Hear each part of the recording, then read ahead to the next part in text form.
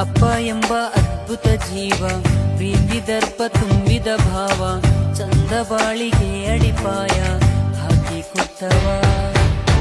ಅಪ್ಪನಂತೆ ಯಾರೂ ಇಲ್ಲ, ಆಜ್ಞೆ ಶಿಕ್ಷೆ ಜೊತೆ ವಾತ್ಸಲ್ಯ, ಹೆಜ್ಜೆ ಹೆಜ್ಜೆಗಳಿಗೂ ಧೈರ್ಯ ಹೇಳಿಕೊಟ್ಟವೋ ಅಪ್ಪ.